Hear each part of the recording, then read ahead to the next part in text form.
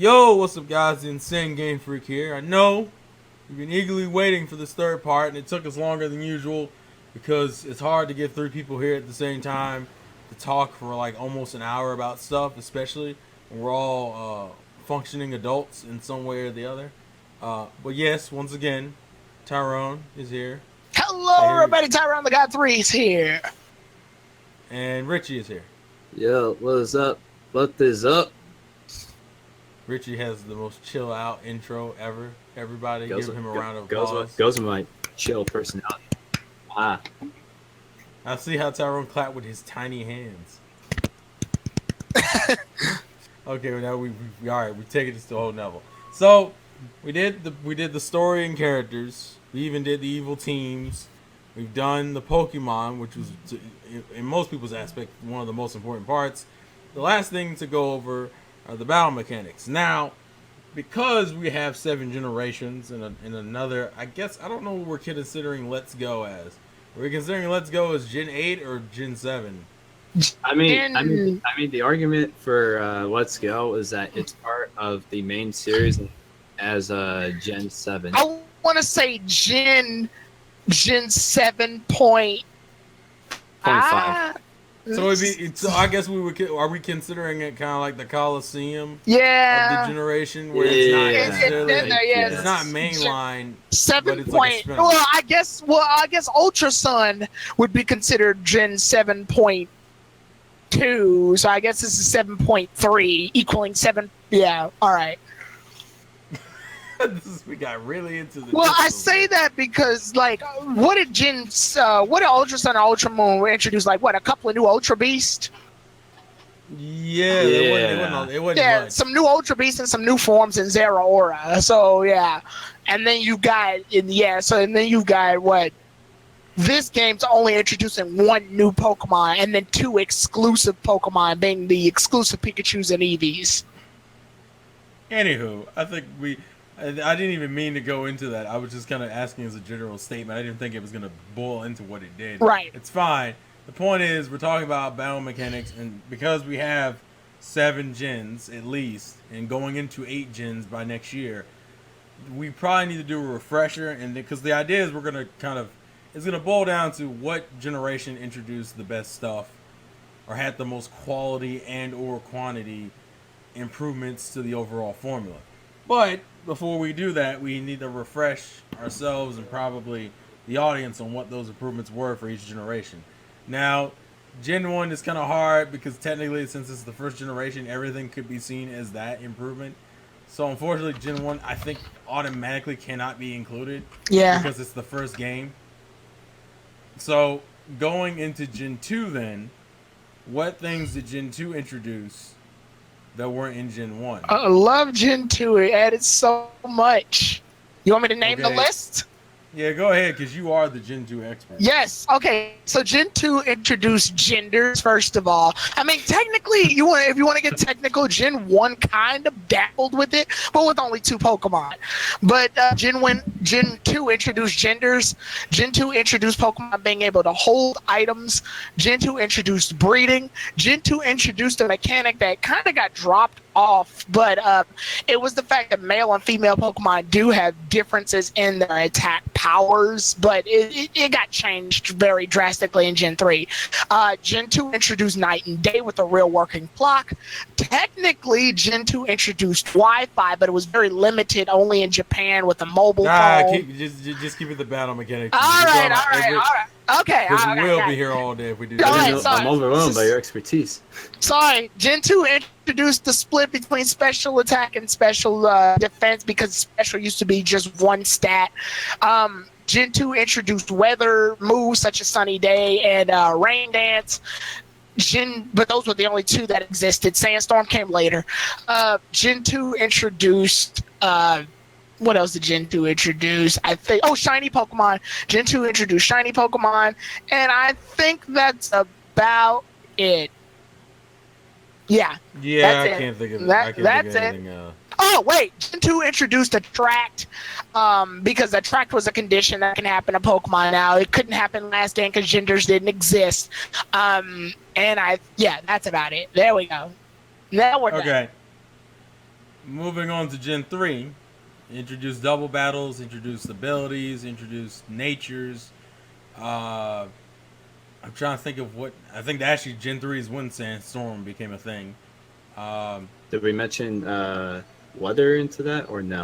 Oh, I No, lied. because I Gen lied. 2 technically Sandstorm 2. Sorry, Steelix can use it. Okay. he's a lie.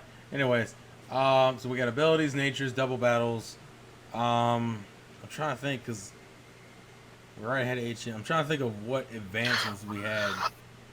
And and this kind of runs into Gen 3, but Gen 2 also introduced the Pokemon liking you, which was a very important element necessary for return and frustration to do damage. So yeah, that's battle mechanics How too. about did we mention multi battles into that or no? No, Well, when I say double, when I say Gen 3. wait, yeah, that's Gen 3. So Gen 3 would be double battles. Yeah, Gen 3 was double battles, certain Yeah. weather conditions, Yeah, I'm trying to think. abilities, Natures. natures. I believe I want to say that's it. Yeah, I can't think of a lot else in terms of because everything else was kind of already a base from Gen 2. Yeah, that's So what it might that's be what it for feels And then like. Gen 2 also introduced two types, Dark and Steel. So I should have talked about that too. But Gen 3, I think they didn't have much else outside of that. Yeah, Gen 3 was more of refinement than really an overhaul. Mhm. Yeah, like I think abilities and double battles were like the two major things that they added though. Because EV and IV training was already in the original game, right? Or It was only in Gen 2, but it wasn't done as refinedly as Gen 3 did it. Gen 2 did it I mean, well. was it introduced in Gen 2 though? Yes, in a sense, because hidden power was a thing in Gen 2. And IVs mostly determine what hidden power would turn into, but that's about it. IVs and EVs didn't really take a big effect until Gen 3. Gen 2, what it did was like, okay, if you defeat this many Pokemon with your Pokemon, then its stats will differ from a wild Pokemon that have the exact same level. Okay. Well, Yeah. I guess then going into Gen 4, we have the biggest change, which was the physical special split, Yep. Mhm. which did a lot for the metagame. What else? As far as Oh wait, no, I'm battle lying. We mechanics, forgot. Well, I guess you could. Well, see, we can hold items in Gen 2, hmm but Gen 3 they introduced the berry mechanic that you could use in battle. Well, no, that's No, not you true, can 'cause use the a berry in that- Gen 2. Gen 2, yeah. Gen 4 mostly just introduced that special physical split. Yeah, that's the only one I can think of. That was literally the only thing. And this is very obscure, but here it is, Gen 4, and this is the only games you can do it. And in Diamond, Pearl, Platinum, the microphone system did work. So if your Pokemon was asleep, you can yell "wake up" at the thing, and the chance of it waking up sooner is a lot better. If it's confused, you say snap out of it, and the chance of it getting snapped out of confusion was raised a little bit. And this is only for Chatot. Chatot knew the move Chatter, and if you spoke into the mic, it will chatter the move that you spoke into the mic. There you go. This is like really obscure Pokemon facts that I could give a fuck Yeah, less really about. obscure. As Shit. a non-fan of Gen 4. It's the though. only game that'll do it, and it's the only game that, to this point, I almost forgot Chatot existed. Yeah, but Yeah. saying when you said it, I went, "Oh right, that was a bird that existed here." Yeah, but you could yell anything into chatter too, by the way. You could yell any word, anything that popped up in your head. But once you did that, chatter will make what you said into that move, and it will do damage on the opponent. Nice. Nice. Okay. So really, Gen 4 didn't do too much. I think this is the reason. This is actually where the major complaint of Pokemon comes from. The whole, "Oh, look what you've done. You guys haven't really innovated much." And part of the reason why is because after a certain point, there were very minor changes to the later generations. Gen 4 had turn- form changes. There you go, I guess. No, cast form. Oh, yeah. Cast form- And then Deoxys. Up, my bad. Yeah. My Cast bad. form Deoxys were that's Gen 3. Yeah, It's not a lie. Yeah, I think that was it. that was it. Mhm. And then Gen 5, I think, is almost just as bad. Well, Gen 5 at least tried. Well, no, that's why it had rotation battles, multi-battles, and inverse battles. Yeah. In terms of core mechanics, though, underrated. Those were, yeah, because those were barely used. In terms of in terms of core mechanics that were only in Gen 5 or started in Gen 5, there's not really anything, right? Nah. TMs could be used all the time, I think. No, that was Gen 6, right? No, that might have been Gen. I don't remember. That might have been Gen 5. Oh, okay. Well, I got nothing then. I don't know. I got nothing outside of that. Oh, I can't think of a goddamn thing. Yeah, and then we've got Gen 6, which introduced one type, Fairy. And you gotta give it Mega Evolution. Oh, yeah, that. Yeah, Mega Evolution. Come on now. Mega Evolution. And Sky Battle! Yeah, too bad no one gives it. Too bad no one really gives a shit. Another one of those things that never got used. Yeah. After the one time we indulged in it. Oh yeah, don't forget the fucking horde encounters where multiple wild Pokemon will engage. So horde battle. Oh, horde battle. You're not fighting against one. You're fighting against multiple. Well, if that's the case, I know that Gen 5 had the special forest or the special grass. It was dark, and if you walked into that grass, you would meet two wild Pokemon at once. Oh yeah. Also, there's inverse battle, which I guess according to Bulbapedia, completely reverses type. Yeah. So like water does special damage to grass. That was in Gen 6? Yes. Yeah, that was Gen 6. Yeah, that was Gen 6. Inverse battles. Where the hell could you even do? Oh no, I'm There's lying. a building. There's a building. Yeah, I do. And there was only lying. 2 NPCs that did it.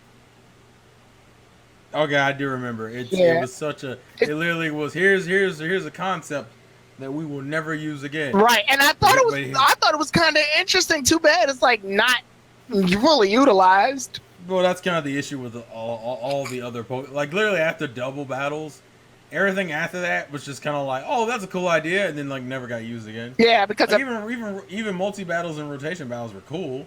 It just they never used them consistently, so it was like fuck. So it was like Oh yeah, I can't forget this one because this is actually the first time I kind of cared about the EV stuff, but also super training, which is a way to increase Pokemon's EVs. So there's that. Yeah. Yeah, I guess you could count that. So I guess that's Gen 6. Well, yeah, Gen 4 had the official EV training. Yeah, they're the ones with the official EV training. Yeah, I guess you could just more say Gen 6 was a refinement. Yeah. That's still more than I thought Gen 6 had, to be fair. Yeah. And then Gen 7. Gen 7 is a little weird, but that would be Z moves. Hyper training. Well, we're not going to count that. Yeah. But I just want to throw that in there anyways. It's such a downgrade, too, because, like, collect bottle caps. I'm like, this is stupid. You like bottle caps. Oh, God. We all like bottle caps. And then I think that was about it, though, right? Z moves and...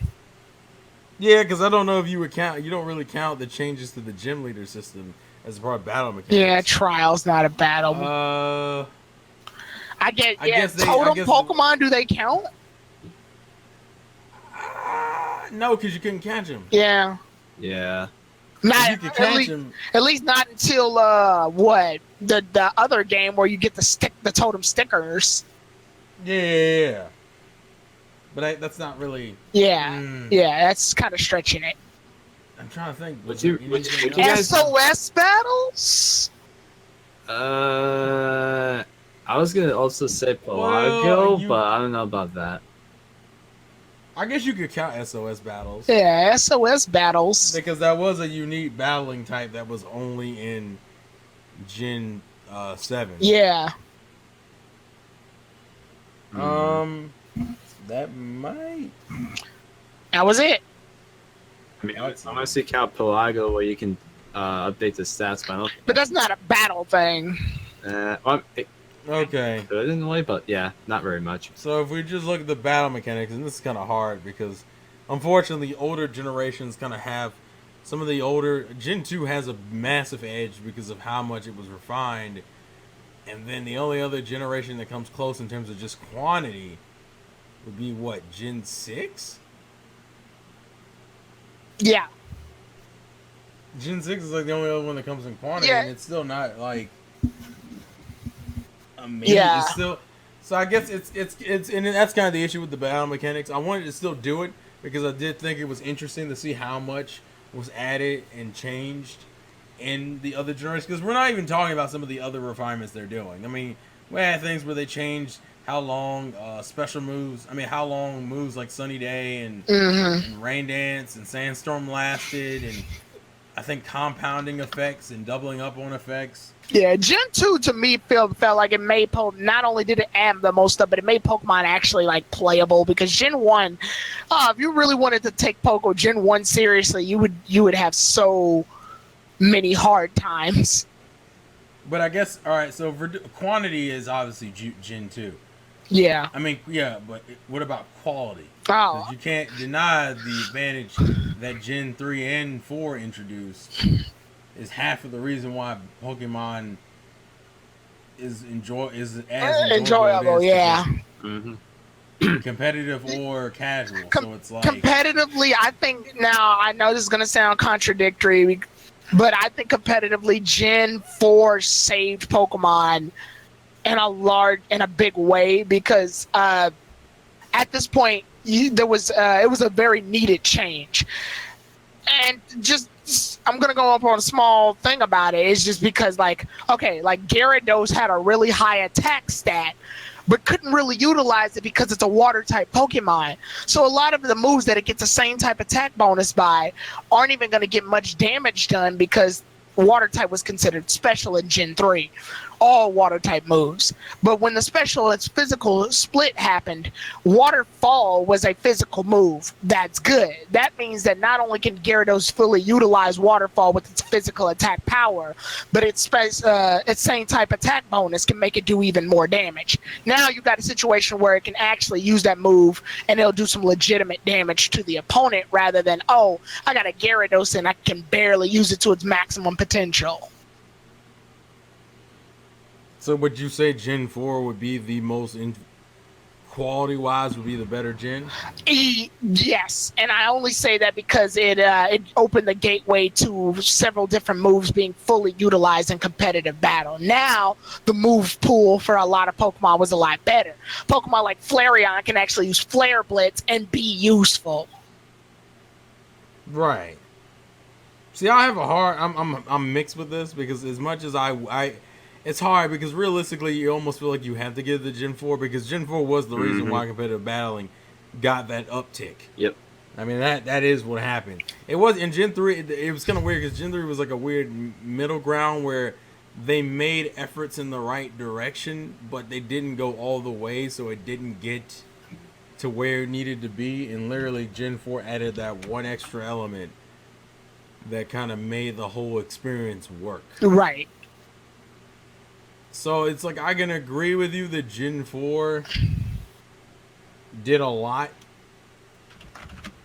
but I'm trying to think in terms of quality. Well, and let's not sleep on Gen 3 for a minute, because I don't know if you know this, Terrell. I know Richie knows this because he competitively battles. But what is the primary battling style for all of the official Pokemon tournaments in VGC? It's usually doubles, right? Double battles, correct. Yeah. That means that if it weren't for Gen 3 introducing double battles, we wouldn't have the meta that we have currently. Well, the meta is also still based around the natures and abilities that Gen 3 introduced too. So right, that's true too. Right. And I was to say, yeah, Gen 3 introduced natures and the abilities, which pretty much made the gateway for competitive battling. So if I think, but that's why it's hard, because most people would just say Gen 3 and Gen. Most people would say Gen 3 and Gen 4 together. Yeah. And if I wanted to cop out, that's what I would say. But if I had to pick one, I think Gen 3 did more overall than Gen 4. Not by much, but it did more, because Gen 2's was more of just refinements, whereas like Gen 2's was like a bunch of small refinements that helped out. Whereas I think Gen 3 and Gen 4's were more actual changes that changed how people play Pokemon, or how Pokemon was perceived to certain audiences. I think since you said Gen 3 and I say Gen 4, I think if we were really to break it down, Gen 3 did a lot to set up the metagame, while Gen 2 made it so that Gen 4, I'm sorry, made it so that there was more Pokemon that are able to be playable in that metagame. Because, like I said, Pokemon like Gyarados, Flareon, Moltres, and so on and so forth can now be used in the very meta that Gen 3 set up.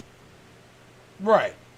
So it's more like, do you pick your son who did a lot of cool shit, or you pick your dad that allowed your son to do a lot of cool shit? Yeah. Yeah. Or do you pick your grandpa, which fixed all the problems that your great-grandpa did? Oh, no. So I guess the question is, Richie, where would you land on this? He just picks Gen 6. Gen 6. Yikes. I guess I don't know how to explain myself there. It's kind of tough. I mean, yeah, Jeffrey had the double battles, but I felt like, but it's the same reason I would use from Terrell to where even if I did pick Gen 3 or Gen 4, I don't felt like it would have been that much, because it feels like to me, one or the other would have not existed if it wasn't for the other, if that makes any sense. So I guess, just to be diverse, Gen 4, just because of the physical and special types that were kind of revealed, and that kind of segued away to new openings of the meta, the way people can like go around it. So I think in terms of like meta-ness, if that's a word, I would just pick a Gen 4 just because of that. But like Terrell said, it's not by much though. So like I'm not gonna say it's far ahead of the Gen 3, but I would say Gen 4 by like an inch or two. Yeah. Damn you, cars. Damn you. Damn you, Harvey. Oh Lord. Okay. Now I didn't bring this up in the original story character portion, even though I could have, but I didn't really feel like it was justified because of how some of the games are structured. But I did want to give the gym leaders time to shine before we finish this off with the question, the main question of this whole series. So with the gym leaders, I'm going to make this kind of simple because I don't want to sit here and nitpick every gym, because we can do that and it will take another part, and it'll be a whole thing. I guess the question is, do you think which generation had the best flow of gyms? Meaning, when you went from one gym to the other, that's including things like type difference and difficulty, and do you think it was like a decent scale? So like, for example, Gen 1, it would be what? Rock, water, electric, grass, what was that, psychic or poison? Psychic. Rock, water, electric, grass, poison, psychic, fire, and ground. I thought you fought Sabrina before you fought Koga.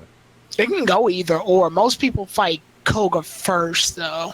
I've always fought Sabrina first. Really? Huh? Yeah, I've never fought Koga first. Oh, I guess. Okay. Well, but generally, because psychic Pokemon back in Gen 1 were hard as hell, so you would need to level up off Koga to fight Sabrina. You could, but I did it either way personally, because I realized if I nailed them with strong physical techniques, it wasn't as big of a deal. Okay. The unfortunate thing is they just couldn't be fighting moves, because obviously that wasn't going to work out. Right. But so I guess you could say interchangeably poison and psychic, and then fire and ground. I guess so. Wait, was it? Yeah, you fight Blaine and then you fight Giovanni. That's it. I feel like you're missing a gym though. No, water. No, it goes rock, which is Brock. Water, Misty, electricity, Lieutenant Surge. Then after that is Erica, which is grass. Then after Erica, you can change between either Koga or Sabrina. That's poison and psychic. After that is Blaine. You're right. Yeah, after that is Blaine, and then finally Giovanni. I don't know. I felt like there was a gym leader missing. Just going off of that, just using Gen 1 as an example, how good is that flow in terms of if you're going from... fucked if you get a fire type. Well, until you hit the fourth gym. Until you hit Erica, yeah, I guess. I guess that's more based on your starter. I mean, like, Well, that's kind of the issue with the gym argument. I guess from your experiences, from both of you who've played, or I don't know if Richie, have you played Gen 1? Not Even as if it's already- not as extensively as you two. But you have played it. Yes. Yeah. Like, is that a comfortable time? Is that an easy scale in difficulty? Did it feel like it was made in a way that if you started off not knowing shit, you gained experience like your Pokemon did? I think if I played the game without really knowing anything about the game, I'd probably say I probably have a bit of a difficult time.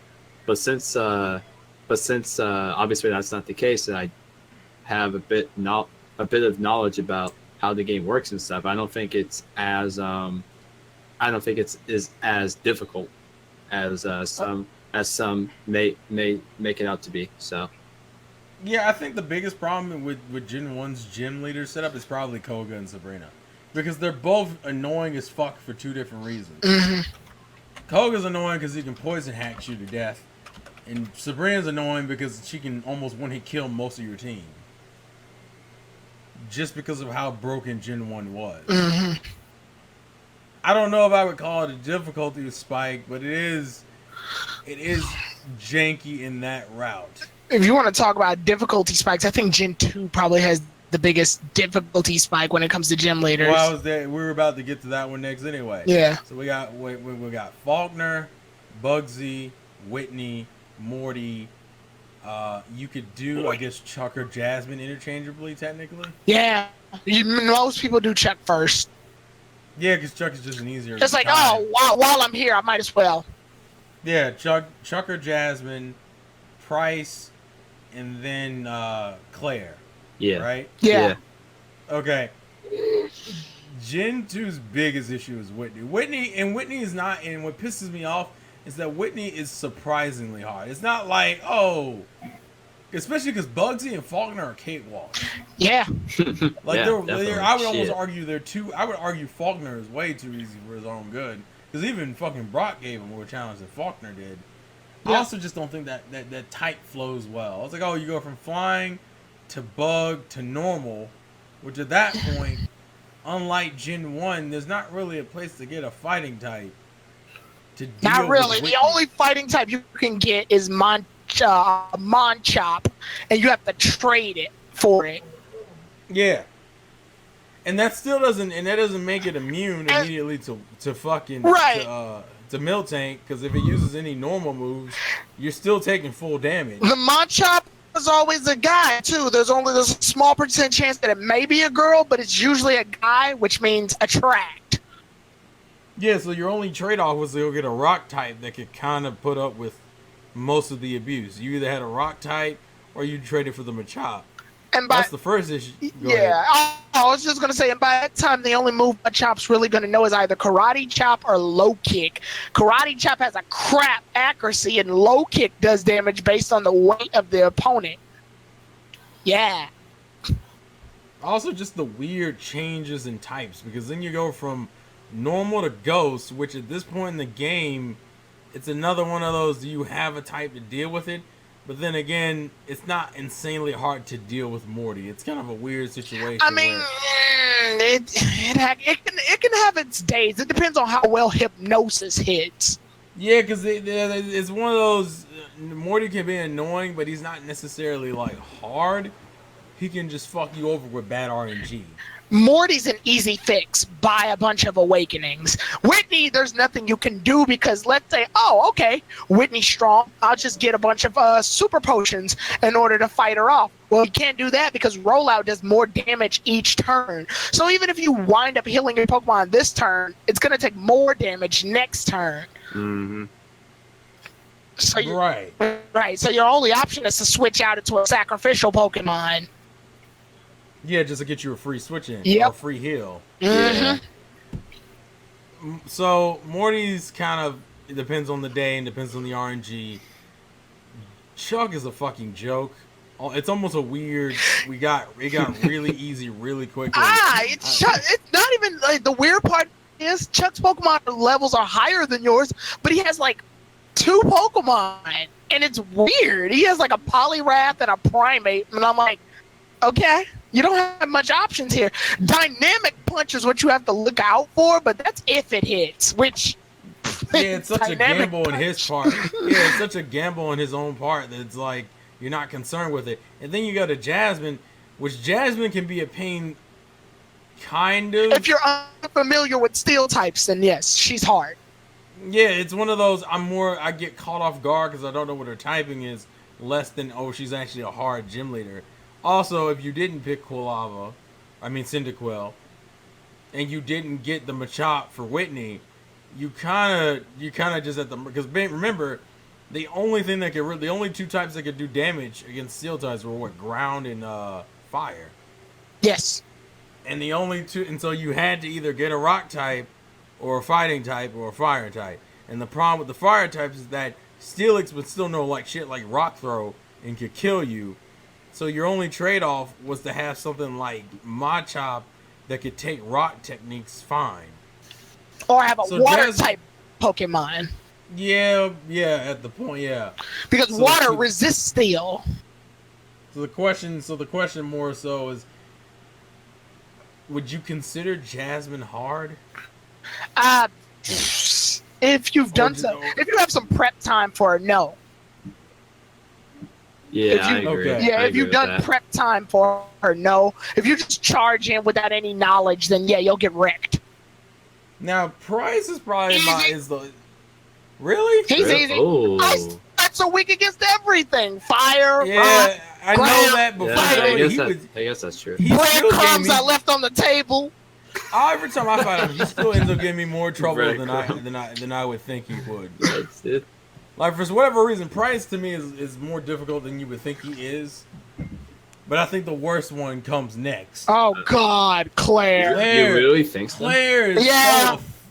Claire is so offensively hard. Dragonair. Oh, hard. Oh, okay. Kingdra, I thought it was the other way around. Kingdra is the cheapest fucker in her team. It has no because weaknesses. Because the only thing you can kill it with is a dragon. Yep. And at that point, when do you get the dragon? You don't.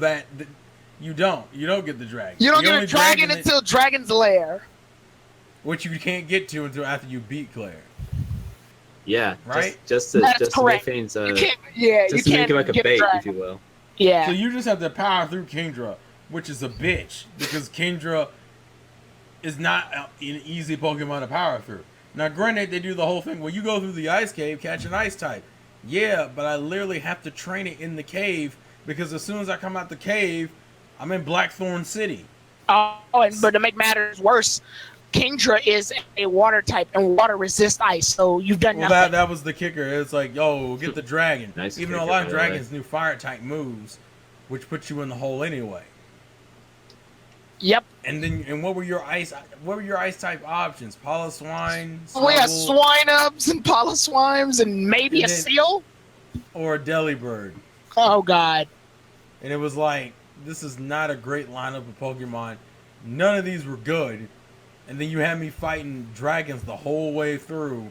And then I have to end it on a Kingdra that more than likely is going to kill me because I have nothing to really deal with it. She had a I think Dragonair too, and unlike Dragonite, Dragonair doesn't have the flying typing on it, so you can't even rely on ice doing quad damage. You just have to hope your ice type attack, if you have one, is strong enough to power through.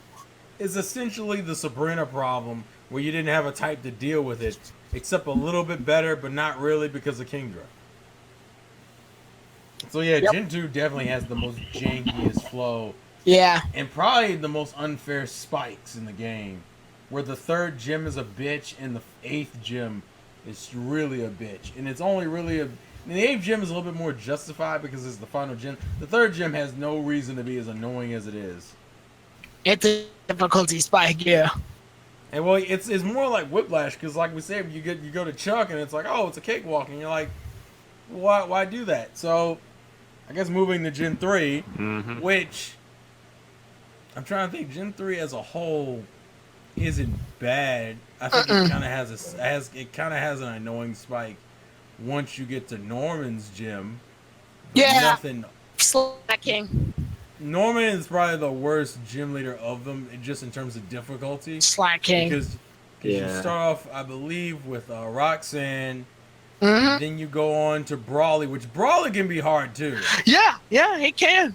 Brawler can be hard because up to that point, what is he? The only thing you got that can deal with it is fucking Wingull, and if his and I don't remember if his Makuhita. Yeah, but I don't remember if his Makuhita has like Rock Throw. I think it's Rock. Rock Tomb. Rock Tomb. No, Roxanne has Rock Tomb. Who has Rock? I thought maybe his Makuhita knew a rock technique.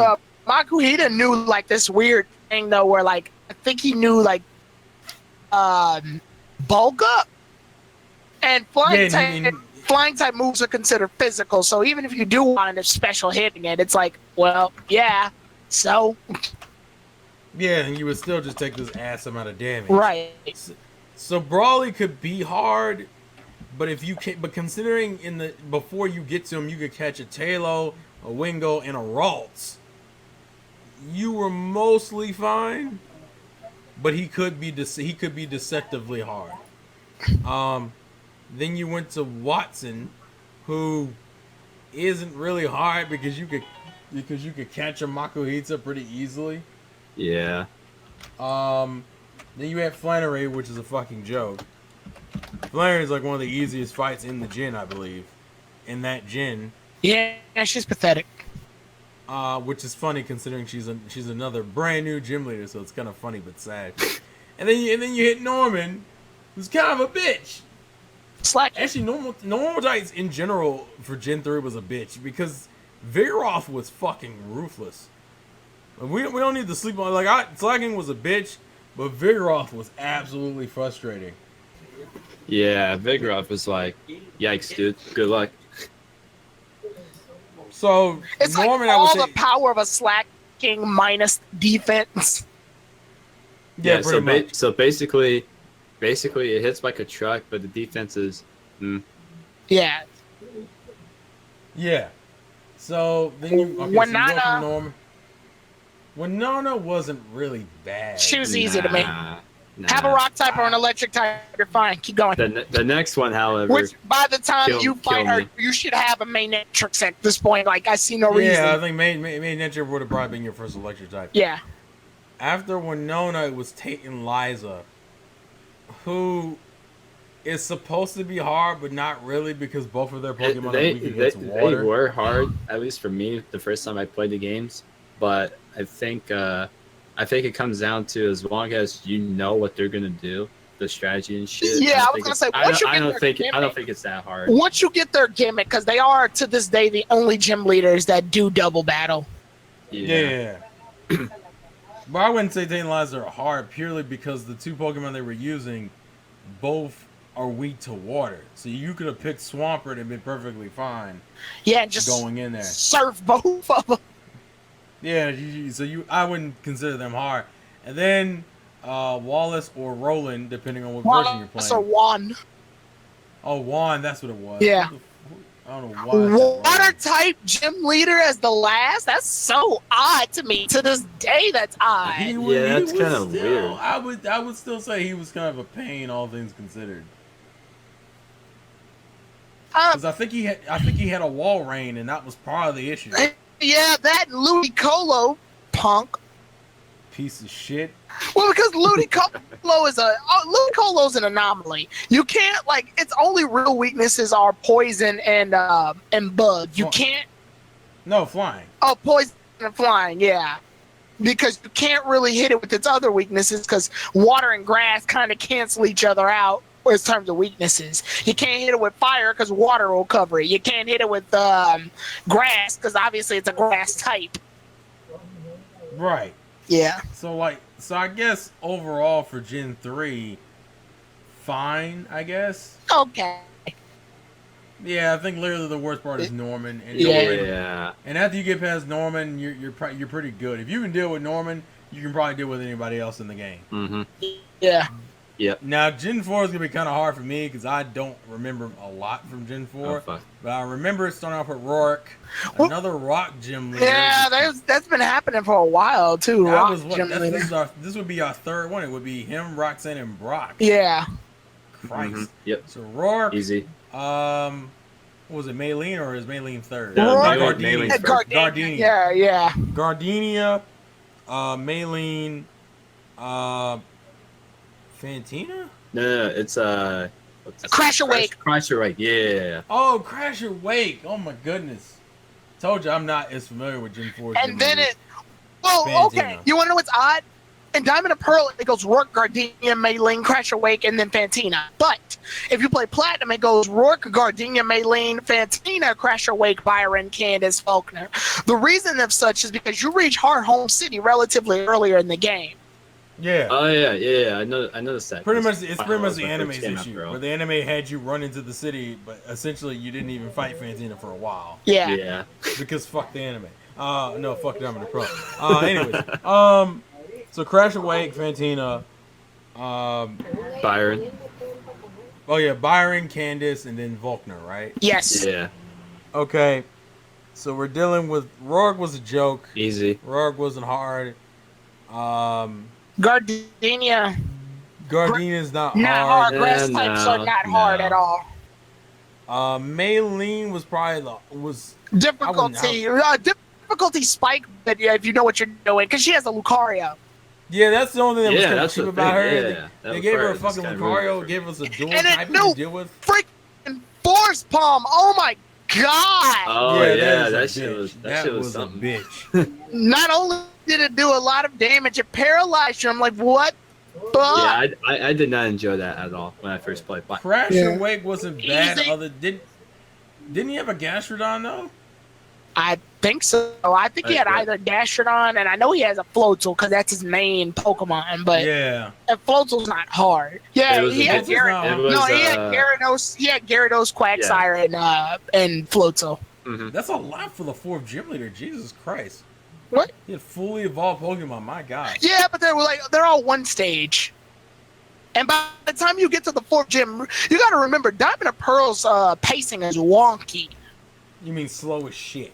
Well, yeah, that too. But what that essentially means though is that by the time you got here, your Pokemon should be well at level 30, well above in the mid to late 30s, You would hope so. matching his Pokemon. Now, the difficulty spike that comes in is probably Fantina. Yikes. Fantina was annoying as fuck. Gengar. Yeah, I did not Yeah, enjoy that. piece of shit. Oh, Drift Blimp, but Drift Blimp. Dripblim could be a pain, but it was that Gengar is what caused me the most issues. Yeah. I think she's one of the difficult. I don't know how offensive. She's probably like Norman's level of difficulty spike, where she's not impossible, but she has a really annoying setup of her team that could just completely fuck you over. Yeah. And again, I think it goes back to the idea where as long as you know that strategy and you have like counters to that and you know what you're doing, then I think it should be fine. But even with that, I think it would still be difficult, but not as difficult as some others may like make it out to be, you know? So Right. Yeah. Then we got Byron. Byron surprisingly was easy. just get a water Byron's a cakewalk. I would say Candace is kind of. Yeah, it's wrong really type- Byron wrong was type, really no, but yeah, Byron's really defensive. But the problem is he's not special defensive by any sense of the word, which is ironic because this is the gen that introduced the special physical split. I did not understand that. Like, So all your only remedy is literally like what Richie just said: get a water type. I actually just Or I actually or said fire water type in that randomly. situation. Is Steel actually weak to water? But no, No, it's not a lot that. of them are It's rock just type. A lot of them are yeah, a half lot of rock. steel type Pokemon are part rock and Oh, water okay. water and No, water I type just- Pokemon are resistant to steel type Pokemon. I yep. just said water. I just said water for shits and giggles. No, you were right. Water Pokemon resist Okay, steel well. and do special damage just to a Bastiodon. So yeah, you won Yeah. after that point. Candace, So I would say pretty forgettable, which to me just says easy. as shit. Abomasnow, get a fire type. Yeah, Bombasnow isn't hard if you pick Chimchar. Have a fire type sneeze on it, and you won. Yep, Yeah, easy. Candace isn't hard by any means, and then Faulkner weirdly hard. Yeah, really. Yeah, I don't hard. Holy understand what shit. the struggle was Because with him. Gen 4's pacing. After you beat Candace, you deal with a lot of Team Galactic shit, and then you fight Volkner. So it's like you fight all these weak Galactic grunts and maybe like what a couple of admins and Cyrus. Got its inspiration from. Yeah, you fight a couple of grunts, some admins, and Cyrus, and then after that you're able to fight Volkner again, and the game assumes that you grinded since then. Yeah, so he's more hard because of level cap than actual like team composition. So I guess if we're just looking at the gym leaders, it's kind of like Gen 3. It's not overly offensive, but it's way easier than if you would have expected probably. Mm-hmm. Because really, the only one that gives you really any shit is probably Fantina and a little bit of Maylene, depending on how you walked into that fight. Yeah. And then we move on to Gen 5, which is, I would say, so Gen 5 was tailor-made, at least the first gym leader, so it was either Silent, Chili, or Pepper. Easy. I don't think there's... Well, hold on, Richie. If we're talking when you first start, kind of hard. Not gonna lie. Yeah, it's actually surprisingly hard for a first gym leader. Okay, well, I would argue he's probably one of the hardest first gym leaders. Yeah, because when they're picking your weakness, you're always gonna be at a disadvantage. Yeah, always. And 2, fucking work up. Which actually kind of goes into Lenore, because I think Lenore is kind of challenging considering. Okay, that I will agree with. Lenore is weirdly hard because you're like, Jesus Christ, she's a normal gym leader, and you threw her at, like, the first one you're automatically at a disadvantage, no matter what you do. And then Lenora has almost a similar problem that Norman has, but she's so earlier in the game is not as offensive. Mm-hmm. But she has the same situation. What was it? Pat Rat and her there. Watch Hog. Oh yeah, because she had that stupid fucking terrier. Yeah, that new workup. Piece of shit. That one was here's what I think is the main thing. It's not even just workup, because workup ups your attack and your special attack by 1 stage. What it also does, though, is that because it's a normal type Pokemon, it new moves like tackle and takedown and stuff. Well, normal type Pokemon get the same type attack bonus from normal type attacks, so you're kind of fucked. Yeah. And so I would say Gen 5 was actually harder. Oh, Gen 5 as a whole was hard. Yeah, Don't even get me started. Yeah, Gen 5 has some shit. So Lenora, and then we had Berg. No, not Skyla. You're talking about. No, he said Berg. I said Berg. Oh, Berg, duh. Yeah, the bug type, easy. Yeah, Berg. I keep the artiste. Yeah, fire type. Yeah, Cakewalk. Yeah, fire type. Bug types are still, no matter what generation, bug types are still bug types. Yeah, Cakewalk. Yeah, pretty much. Elsa wasn't really hard to me. No, Elsa. I would say Elsa. The supermodel. Oh, no. I know who she was now. But no, I think she was annoying the first time I played it, just because it was sort of the first time. Wait, which interpretation of her are we talking about? We're talking about Black Woman. Black and white. Oh, okay, yeah. Not a Cakewalk. No, I mean, like, the first time I fight her, I didn't really understand the whole switch out and shit. So it kind of over the first time. Switch. Yeah, Volt switch. Yeah, the first time I did not like that at all. Okay. Because it's kind of a cheap move unless you know what to deal with. And then if you got paralyzed, it was even worse. Yeah. Yeah. So the idea was to always have a Pokemon that outsped her, just so she couldn't get away with it, or someone who knew pursuit. Yeah. She's one of those that if you understand what to do, no problem. Well, yeah, but she can be. But if you don't, it can catch you off guard. Yeah, that's true. Then you had Clay, which Water Clay type. was pretty easy. Water type. Clay was a cakewalk. Skylar was pretty easy. Bryson. Fire type. Bryson was kind of a cakewalk too. I don't even remember his battle. That's how bad that was. And then you had fucking Drayden or Iris, depending on the game you played. I played Black first, so Drayden for me. They were kind of hard, but at this point, I think the game gives you an opportunity to get a nice type. Yep. Yeah, I'm trying to think what you could have gotten. A Cryogonal, a Beartic. There's Yeah, not a lot of yeah, choices. Cryogonal and Beartail are Vanillite and Vanillish. You didn't have the best options, but you had options. Yeah. They weren't terrible. Yeah, But, I mean, it's still dragons Drayden- are still. Go ahead. Drayden and Iris are beatable. Like they're I would say they're the most neutral in terms of challenge. Just make sure your Pokemon aren't underleveled. Yeah, like they could get you bad if you come in there in the wrong composition. Right. But then they're not offensive. Yeah. So Gen 5 is pretty fine. Are we gonna count the alternate gym leaders, Sharon, Roxy, and Marlin? I guess we can just address them individually. All right, Sharon's the easiest one out of all of the Unova gym leaders, sadly. Yeah. Roxy can be a pain because of poison hacks and shit. Mm-hmm. But Marlin's kind of a fucking. he's a pushover. Yeah. Oh, Marlin's God, just Yeah, like, what the fuck? Oh, yeah, he's a complete pushover. I think the only thing you really have to worry about is maybe Jellison. Maybe. Yeah. And even then, I wouldn't say it's that much to concern yourself with. Yeah. Mhm. Yeah, I agree. So moving to Gen 6. All we easy. Let's say Viola. Wow, I don't remember shit from Gen 6. They're all easy. Viola's what was Viola, It was- Katrina. Who the fuck was the second gym leader? The Grant. Grant, Easy. yeah. Easy. The climbing gym leader, yeah. Easy. Oh, Water God. type. Water type. That's how much I forgot about him. Yeah. Grant, Katrina. Fuck me. Alright, it's after Grant, it was Karina, Ramos, Clement, Valerie? Valerie. And Valerie, Warfric. Olympia, and then Wolfric. Yeah. All They're jokes. all Jokes. Yeah, Every last one I of them is agree. pathetic. Yeah, I Which agree. kind of bleeds into Gen 7's weird thing that they do. They don't have Because you gyms.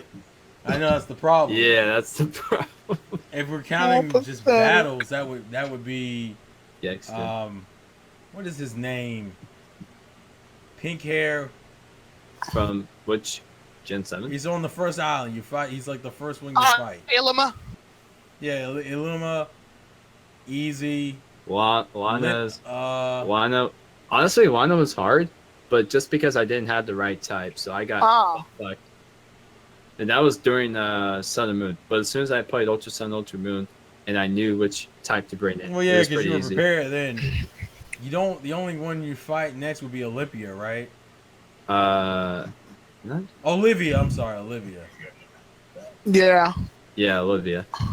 Olivia's not hard. Then She was kind of tough. She was tough for me in Ultra Sun. Yeah. Oh, if we're talking Ultra Sun and Ultra Moon, all of them are tough. Shit. Well, that's a different story. We're not gonna have that conversation. Yeah. We didn't do black. Honestly, two whites. Hala kicked my ass in the Yeah. first- Oh in yeah, that's 91. who I forgot. It was Hala, Illuma, Olivia, Nanu. Who Hapu. could be a bitch. Nanu could. Yeah, I would say Nanu will wreck your shit. Nanu was a actually. bitch. Nanu was a bitch in both games, but he's really annoying Is- in the first. Is it bad that I had more trouble with Hapu than it was Nana? Hapu's kind of. I'm gonna pain, go on but- record and say that Mina's the most powerful whatever it's in the face of the planet. I haven't. Wait, next. I haven't beaten Ultra. Oh Sun yeah, yet. okay. So You're sorry, you fight Mina. Okay. And Yeah, you're Mina's- ready to rip. She's the Mina's- hardest thing ever. Mina's basically a fairy. But yeah, that one was just unacceptable. So better That than one Valor. was unacceptably hard. Yeah, she's much better than Valor. Okay. hmm So I guess as a whole, Gen 7's is doable, but has some spikes in there. Yeah. Okay. So we've covered all the generations. We've covered pretty much all the major aspects of the gens. We have two. You have two choices here.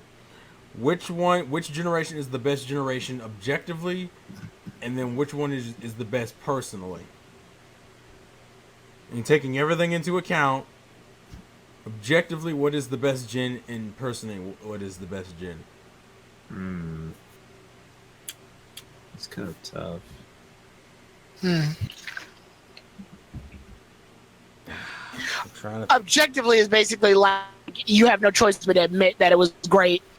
Yeah, it's one of those things where, like, factually, if you add everything up that Oh, gen did, okay, and and- what that gen contributes, that generation factually would be considered the best Okay. generation.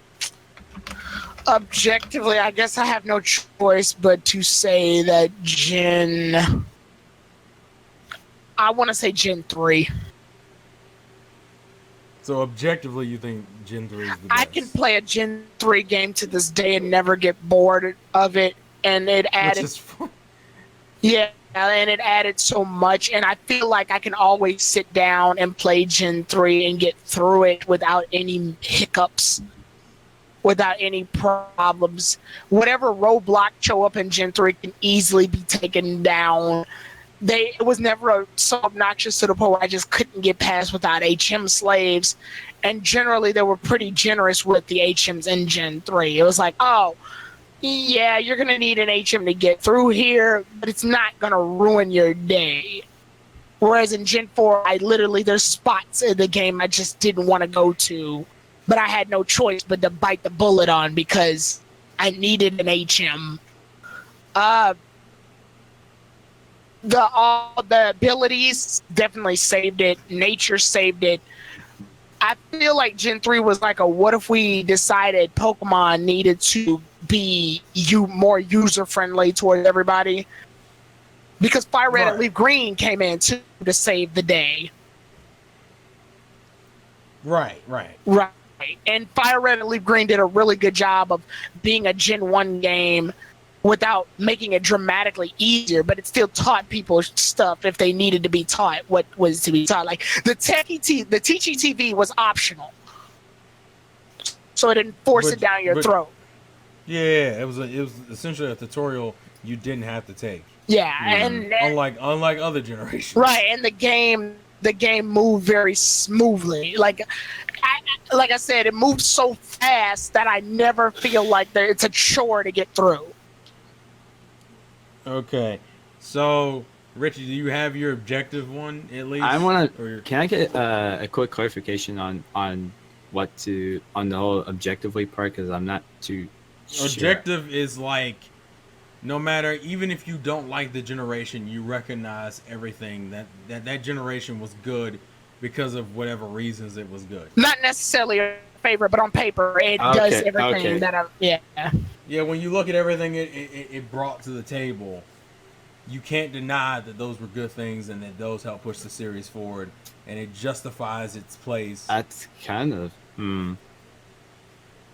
I'll go ahead and do mine. Yeah, go ahead, because I think objectively, it's hard because I feel like Gen 1 could never win because of it being Gen 1. So it's I feel bad for Gen 1 because of it. Yep. But if I had to openly admit, I probably would say Gen 5 objectively is the best gen. Real well, I would say, because Gen 5 is also including Black 2, White 2. Yeah, and those are really well done sequels. I think, yeah, you had the Battle Train. You had a pretty diverse region. It essentially pushed the DS to its limits. There was a bunch of different refinements and like a legitimate attempt to balance out Pokemon. For example, giving bug types a big influx to give them more of a chance, because up until that gen, bug types were shit. If you had a bug type on your team, it was like, why and how? Except for like Scissor and Heracross. Yeah, there was only like one or two you would use. It even if it didn't add a new region. Maybe and Mega.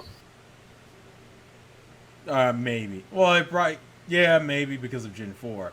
Right. But I think as an overall experience, Gen 5 cannot be denied to be at the very least good. But objectively, I think it's probably the best. I'm still going to 6 with Gen 3, like I said, but I will give you points, Terrell. But to me, honestly, I think Gen 5 could have branched off and been its own thing. Like, Gen 5 to me always felt like the black sheep of the Pokemon games, but not in a bad way. Which is funny because it's ironic you said that, because people view Gen 3 as that game. Really? People have mentioned to me that because Gen 3 had the biggest roster change. That's probably why. Yeah, Gen 3 essentially tried to make sure you knew this was a thing, And I almost feel like Gen 5 was based on Gen 3's base. Yeah, well, Gen 5 was different completely. I thought all the Pokemon from previous gens were completely wiped out. It felt like its own thing. Like, it literally felt like, I never felt the most out of. It felt like I was playing a whole different Pokemon game, but it still had the name Pokemon behind it. It still followed all of the Pokemon rules. It was the least Pokemon got, and it still made sense and was still entertaining. Yeah. Yeah. So yeah, Gen. That's for me. Richie. I don't know. I'm trying to decide between either 3 or 4. The reason why is sort of a competitive reason. So Okay. I guess in terms of like objectively competitive for me, I guess Gen 4, just because what I said earlier about it was like it introduced the whole physical and special types sort of thing. So it opened up it obviously opened up the meta to brand new reaches back then. So I guess I wouldn't say objectively the best in terms of replay value, because hell no. Definitely not. But in terms of like competitively, I guess I'll just have to pick Gen 4. I don't have too much of a reason. I can get down with that. Yeah. It just helps. That's the one time where everybody started getting online to play Pokemon, which you got an entire world of people now. It wasn't just, I'll play this when I get home, and if I have a friend with a leak cable, we'll battle or trade. Now it's, I can battle the world. So yeah, I can see that. Okay, so it's our own personal one. Gen 2, I think that's no surprise there. Yeah, you've been kind of talking about this. Like Gen 2, like everything, even like, let's take apart and I'm gonna do it briefly. Just let's, for example, take apart a lot of the things. Gen 4, Richie said for the metagame, but let's think about it. The whole reason that we have Pokemon that are metagame ready is because we breed them. Well, what started breeding? Gen 2. Right, Yeah. I got you. Yeah, most Pokemon use items in combination with their other attacks and stuff. Like, if I have Snorlax use Rest, I can heal all my HP. But he's holding a Chesto Berry, which means he can wake up after he's fallen asleep. That's a strategy that people use. Well, what allow Pokemon to hold items? Gen 2. And that's it. Okay. That's my reason. Okay. Mine's is actually really simple and easy to go through too. I think it's Gen 5. I think objectively and personally, Gen 5 is the best region. I can see that. I didn't used to think that, but I like legit believe that's what it's come to now. Is that I truly believe that's Gen 5. Gen 5 has kind of transcended itself. The story, the maturity of it all.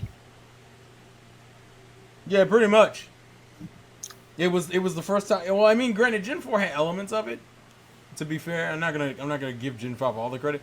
Gen 4 had elements of a larger story, but Gen 5 really took it to heart to mix the gameplay experience with the story experience and try to tell a tale and create characters that people would care about and love for generations to come, while also refining a battle system to the point where it was like, this shit cannot get any better. Literally, when Gen 5 was done, it was like, I don't know what you're doing next, because this can't get any fucking better. Gen 5, arguably to me, has the best version of the battle system. And the sequels were hard shit. Exactly. So, Richie, personal Gen. I hate to copy you, but it has to be Gen 5 as well. That makes sense. I don't know. There was He's a man of quality. That makes perfect sense. Go ahead, Richie. There was something about Gen 5 that I just loved. I mean, obviously the story and all. I liked the characters. That was also kind of the first time around where I kind of actually gave a shit a bit more about the anime. And it's not that I didn't before, but that was actually the first time where I actually sat down and watched the entire thing from the beginning to the end. Because I didn't do that with the prior ones, because I was always like in and out and shit. But it seemed like the type of game where I would just find in my basement, if I had one, and I would just find it in the box and be like, you know what, let me play for old time's sake. And I would just be on there forever. So Can I? as far as Pokemon game is concerned, but yeah, I really love Gen 5. I think it's top 3 for me as far as generations is concerned. Right. Can I make a quick? I know I picked Gen 2, but I will make a comment on Gen 5. Generally, when you have a Pokemon game with a sequel to it, the obvious thing to do is to usually play the sequel. Like, for example, if you have Emerald, there's no real point in playing Ruby Sapphire. If you have Platinum, there's no real point in playing Diamond and Pearl and stuff like that.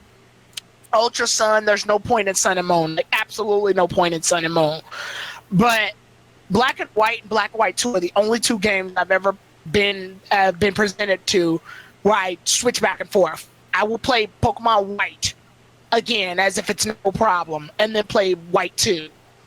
Like, I've never had that quandary. So yeah, because you could play either one and get a same quality right, experience. yeah, not just the replay value, but you know where the story is too, and the story does such a great job in separating them and then linking them back together. It's like, oh yeah.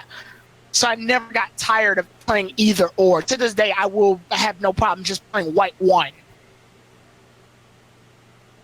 Yeah, because you're still getting the full experience. Yeah, I still get very so yeah, I will support you guys' choice. I will stick to my choice of Gen 2 because it brought so much, but I feel like your personal choices were good choices.